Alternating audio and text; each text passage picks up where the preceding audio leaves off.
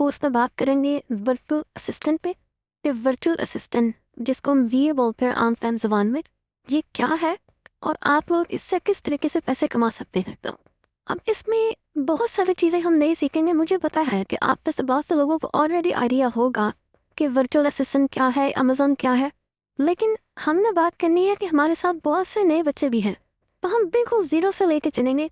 तो सबसे पहले हम बात कर लेते हैं कि जी वर्चुअल असिस्टेंट क्या होता है। वर्चुअल असिस्टेंट बेसिकली हम उसको कहते हैं कि जो बंदा अपनी जगह पे बैठ के किसी दूसरे को सर्विसेज दे के पैसे कमा रहा है, तो वो वर्चुअल असिस्टेंट है। वर्चुअल असिस्टेंट सिर्फ अमेज़ॉन से या ईबे से लिंक नहीं है। बहुत से लोगों को ये गलतफहमी होती है कि जी वर्चुअल असिस्टेंट का मतलब है कि अमेज़ॉन का वर्चुअल असिस्टेंट। नहीं, ये बात गलत है।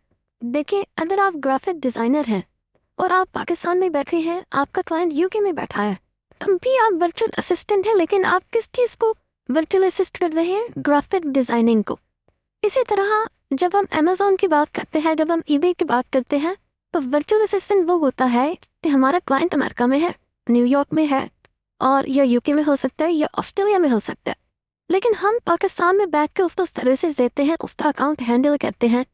जो बंदा पाकिस्तान में बैठ के ये काम करे या दुनिया में कहीं भी बैठ के ये काम करे, उसको हम कहते हैं वर्चुअल असिस्टेंट। ये तो आप लोगों को समझ आ गई कि वर्चुअल असिस्टेंट क्या होता है।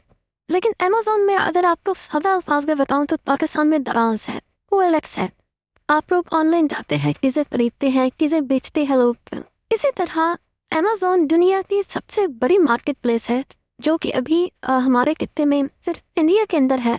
इसके अलावा यहाँ पे अभी एज अ मार्केट प्लेस नहीं है। मैं आपको ये भी क्लियर करता हूँ कि मार्केट प्लेस क्या है। आपने परेशानी आना अभी आप सुनते जाइए। सिर्फ अमेज़ॉन यूके में है, USA में है, ऑस्ट्रेलिया में है और मुल्कों में है।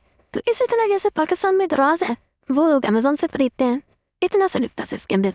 अब अमेज़ॉन मार्केट प्लेस क्या है और अमेज़ॉन की आईडी कहाँ से? लोगों को ये गलत फहमी। आप में से बहुत से लोगों ने सुना होगा कि चंद महीने पहले अमेज़ॉन पाकिस्तान में आ गया। अब सब बच्चे ये समझते हैं कि अब हम अमेज़ॉन से चीज़ें खरीद सकेंगे। अमेज़ॉन से चीज़ें खरीदना हमारा मसला ही नहीं है, क्योंकि चीज़ें तो हम हर एरिया से खरीद सकते हैं। दराज से खरीद लेंगे, OLX से खरीद लेंगे, किसी शॉपिंग मॉल में चले जाएंगे, वहाँ से खरीद लेंगे।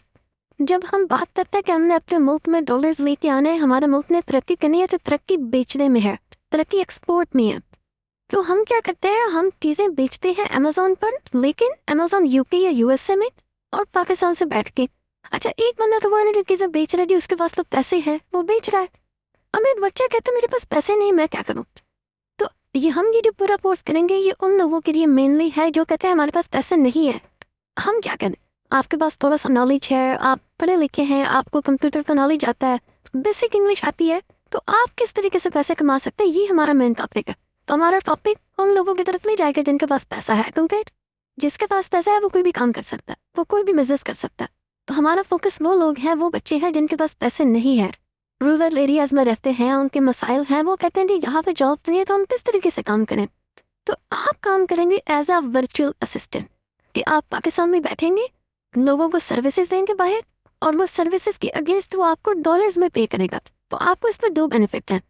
एक तो ये कि आप अपने घर बैठते काम करेंगे, दूसरा ये कि आपकी इनकम डॉलर्स में जनरेट होगी।